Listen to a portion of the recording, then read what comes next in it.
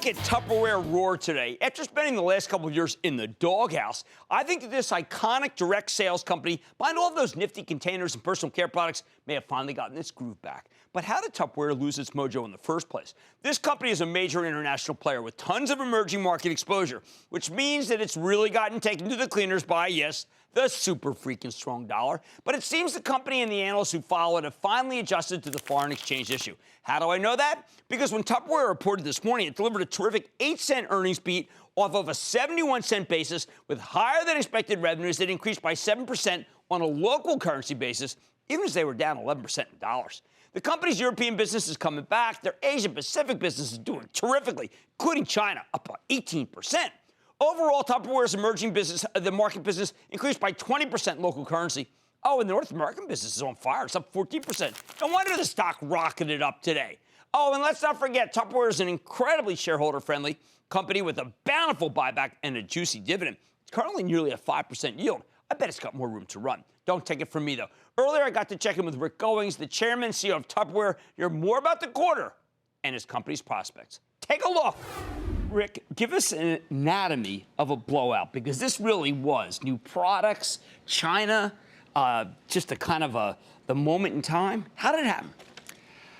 Well, I've got to say, firstly, we have an attitude, every business model works until it doesn't. So it just shows our guys just keep leaning into it. And things came together this quarter. It was nice to see.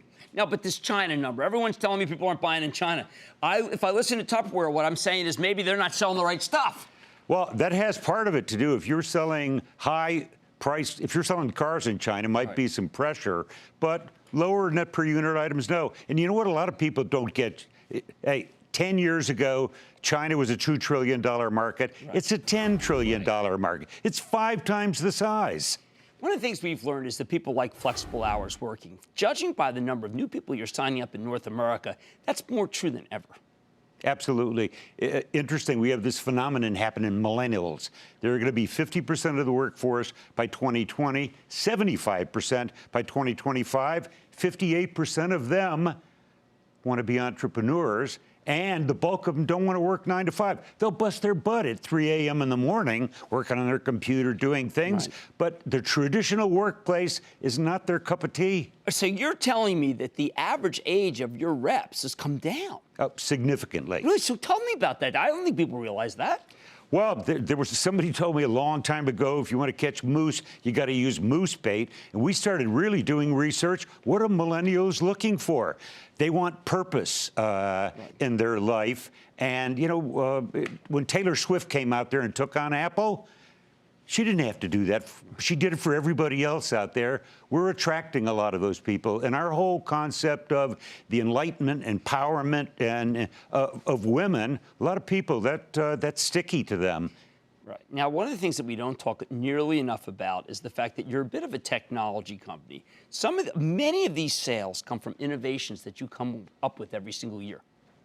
Yeah, interesting. If you look back, when I joined the company, we were 85% food storage. Now we don't even call it food storage. We have a category called food preservation, and it's about 25%. Our new product program is what we focus most of our time on. We are the #1 seller of cookbooks in France. We're a cutlery company. We do innovation for, that's food prep for busy working women. So technology really is what it's all about. Now, there have been a bit of some strange numbers, a lot of them obviously because of currency, but I had expected some of Europe to be stronger because you have such a great presence in France. Anything to worry about?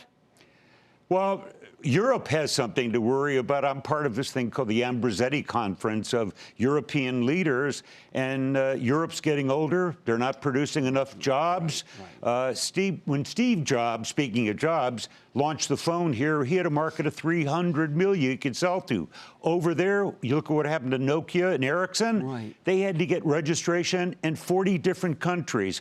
So I think we're navigating through it quite well in Europe, feel good about it. Women want to be entrepreneurs. Right. They have millennials, too. You've been terrific at putting new products through your pipeline. I notice Avon, Sherry McCoy, she's a terrific executive. They're burdened by a lot. But at a certain point, don't you just want that product line to put it right through yours? No. That's not a maybe. That was a no. That's a no. No. All right. Hey, Rick, we have wonderful beauty businesses in certain markets.